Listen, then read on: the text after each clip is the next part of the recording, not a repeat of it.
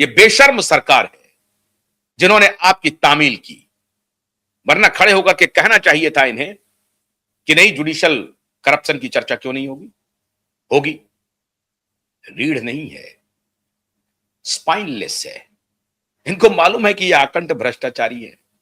इनका कौन नेता कब कहां पकड़ा जाए, कौन ब्यूरोक्रेट कहां पकड़ा जाए, तो इनकी हिम्मत नहीं है आपके सामने खड़े होने की। कॉम्प्रोमाइज्ड है, इसलिए आपकी तामील कर ली। लेकिन हम जैसे पत्रकार अभी जिंदा हैं, जो एक ही स्वर से मजबूती से सत्य के साथ खड़े रहने वाले हैं, और इसीलिए मुझे जनता का समर्थन मिलता है। आप सबके सहयोग से इन सबको आईना दिखाता हूं। खैर, अभी केजरीवाल पर वापस लौटते हैं कि केजरीवाल कैसे नपेंगे। मैं फिर कह रहा हूं आपको कि मैंने सूर्यकांत जी की, जस्टिस सूर्यकांत की, चीफ जस्टिस सूर्यकांत की बड़ी तारीफ की है। कई शोज मेरे उठा करके आप देख लें। मोदी की भी मैं खूब तारीफ करता हूं, लेकिन जहां गलती होती है, मेरी ये जिम्मेदारी है कि खूब आलोचना करूं। उसमें मेरा कोई इलबिल नहीं है, मेरा कोई एजेंडा नहीं है। मैं एजेंडाधारी पत्रकारों की तरह काम नहीं करता हूं जो हर चीज में मोदी को टांगने पर लगे हुए हैं, हर चीज में अदालत को टांगने पर लगे हुए। नहीं, मेरा कोई ऐसा एजेंडा नहीं है, और इसलिए बड़ी मजबूती से केजरीवाल के शातिरानापन को एक्सपोज कर रहा हूं। और मैं समझता हूं कि इस पर संज्ञान चीफ जस्टिस सूर्यकांत लेंगे। केजरीवाल के खत पर चीफ जस्टिस सूर्यकांत संज्ञान लेंगे और सुओ मोटो लेना चाहिए। देवेंद्र उपाध्याय लेंगे कि नहीं लेंगे, हाईकोर्ट के चीफ जस्टिस, मुझे नहीं मालूम, लेकिन जस्टिस सूर्यकांत जरूर लेंगे, क्योंकि ये उनके न्याय क्षेत्र में दखलंदाजी है, और गलत दखलंदाजी है। अगर कोई ऐसी बात रहती तो आप बेंच बदलने की प्रार्थना लगा सकते हैं, लगाने का आपको अधिकार है। आपको भारतीय संविधान के तहत यह अधिकार मिला हुआ है। लेकिन एक धूर्त व्यक्ति, निहायत धूर्त व्यक्ति, जो कह रहा है बाहर निकल के कैमरा पर कि हमें अदालत ने कहा कट्टर ईमानदार है। बताइए, वो कह रहा है हमें अदालत ने कह दिया कि आप कट्टर ईमानदार हैं, भ्रष्ट नहीं है। मतलब उनका जो वोट बैंक है वो इतनी गहराई से चीजों को समझता नहीं है। तो ये देखिए नैरेटिव, शब्दों की नैरेटिव कैसे गढ़ते हैं। इन्होंने कहा कि नहीं, हमको अदालत ने कह दिया कट्टर ईमानदार है, ताकि लोगों को लगे देखिए कट्टर ईमानदार है। अदालत ने कह दिया कट्टर ईमानदार है। अब जो कम बेचारे पढ़े लिखे हैं, उनके बीच में ये मैसेज चला जाएगा, अदालत ने कह दिया। अदालत ने कहा कट्टर ईमानदार है साहब। अदालत ने कहा क्या, ऐसा कहा क्या? हाँ भाई, अदालत ने कहा। केजरीवाल ने देखा नहीं, कैमरे पर आकर के कहा, अदालत ने कहा कि तुम कट्टर ईमानदार हो। केजरीवाल नहीं कह रहा है कि हम कट्टर ईमानदार है, मनीष सिसोदिया नहीं कह रहा है कि हम कट्टर ईमानदार है, अदालत कह रही है कि तुम कट्टर ईमानदार। इस तरह का मिस इंफॉर्मेशन, झूठी बात को फैलाने का फैक्ट्री है अरविंद केजरीवाल। धूर्तता की इससे बड़ी मिसाल आपको मंगल ग्रह पर भी नहीं मिलेगी। स्वेज नहर के इस तरफ तो मिलेगी नहीं, स्वेज नहर के उस तरफ भी नहीं मिलेगा। जल डमरू मध्य जो है ना, स्ट्रेट ऑफ हॉर्मुज, उसके न इस तरफ न उस तरफ कोई नहीं मिलेगा आपको केजरीवाल जैसा। तो अब ये कह रहे हैं कि मुझे स्वर्णकांता मिश्रा के जस्टिस के बेंच में यकीन नहीं है, मेरा बेंच बदल दीजिए। अब अगर बेंच बदलने की बात होगी और बेंच मान लीजिए बदल दी गई, तो ये सवाल तो अनुत्तरित रह गया। इसमें फॉर्चुनेट पक्ष क्या है?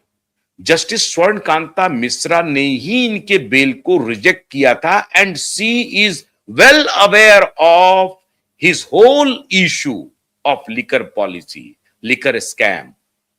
2026 करोड़ का स्कैम है, और ये किसी और ने नहीं किया है, ये डाटा सीएजी का है।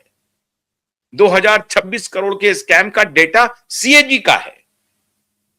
सीएजी के डेटा के हिसाब से, अब यही सीएजी के ही कैलकुलेशन पर हुआ था ना, जिसमें कनिमोजी गई थी जेल। किस पर गई थी? ये सीएजी का ही रिपोर्ट था, राय साहब का रिपोर्ट था उस वक्त। अब इसी सीएजी की रिपोर्ट है ना जो कह रही है कि 2000 करोड़ से अधिक का नुकसान हुआ, और उसका स्कैम है ये। 5% से 12% कर दिया गया कमीशन, और उसके ट्रेल हैं उसका जो लाभ मिला है, उसके पैसे आए हैं, आम आदमी पार्टी के खाते में आए हैं। तो क्या ये सब गलत था? अगर बेंच बदला गया तो इसका मतलब है कि इस बात की पुष्टि हो जाती है कि अरविंद केजरीवाल जो कह रहा है वही सही है। तो बेल क्यों नहीं मिला था अरविंद केजरीवाल को? क्यों बेल रिजेक्ट हुआ था? इस पर सवाल तो होगा, होगा या नहीं होगा?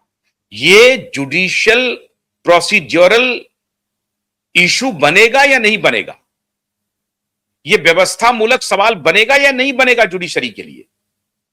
जुडिशरी के लिए यह सवाल, सुप्रीम जुडिशरी के लिए बनेगा या नहीं बनेगा कि अगर केजरीवाल का बेल रिजेक्ट हुआ तो उसका आधार क्या था? कोई तो आधार होना चाहिए ना। बार बार बेल रिजेक्ट हो रहा है और केजरीवाल कोई 1 महीना जेल में नहीं रहे हैं, 12 महीने रहे हैं जेल में। मनीष सिसोदिया 2 साल रहे हैं जेल में। तो फिर 12 महीने का हिसाब कौन देगा? 2 साल का हिसाब कौन देगा? अगर मान लीजिए कि कुछ नहीं था तो 45 दिन में बेल मिल जाता, 90 दिन में मान लीजिए बेल मिल जाता। 12 महीने जेल में रहे हैं, बार बार उनका बेल रिजेक्ट हो रहा है। तो बेल रिजेक्शन का लॉजिक क्या है, इसको जस्टिफाई करना पड़ेगा in the court of law. और अगर जस्टिस स्वर्णकांता मिश्रा इस लॉजिक को जस्टिफाई नहीं कर पाई तो जाहिर है उनके ऊपर सवाल उठेगा। और अगर जस्टिस स्वर्णकांता मिश्रा ने रोक लगा दिया है राउज एवेन्यू कोर्ट के ऑर्डर पे और इनसे रिप्लाई मांगा है और उसके बाद जो उनके सवाल जवाब होंगे, अगर उसका जवाब अरविंद केजरीवाल संतोषप्रद नहीं दे सका तब क्या होगा? मान लीजिए 2 सदस्यीय बेंच है तो 3 सदस्यीय बेंच हो जाएगा, लार्जर बेंच हो जाएगा। हाईकोर्ट में मान लीजिए आपको न्याय नहीं मिलेगा तो सुप्रीम कोर्ट आइए। 3 बेंच से नहीं मिल रहा है तो 5 बेंच का बना लीजिए, गठन कर लीजिए और लार्जर बेंच लेके चले जाइए। लेकिन अरविंद केजरीवाल ये सोच रहे हैं कि हम ये बम, लेटर बम फोड़ करके सबको ध्वस्त कर देंगे। दिक्कत यह है मित्रों कि अरविंद केजरीवाल ने अपने लिए अब बड़ा गड्ढा खोद लिया है, बहुत बड़ा गड्ढा खोद लिया है। उसने जुडिशरी को सीधे निशाने पर लिया है। जस्टिस स्वर्णकांता मिश्रा के खिलाफ उन्होंने कार्रवाई करने की, एक प्रकार से कार्रवाई ही होगी अगर उन अविश्वास जता दिया उन्होंने कि उनके यहां हमें न्याय नहीं मिल सकता है। ये डायरेक्ट कन्फ्रंटेशन होगा जुडिशरी और अरविंद केजरीवाल के बीच में। और अब वो सारे गड़े मुर्दे जो अब तक अंडर द कारपेट थे वो बाहर आएंगे।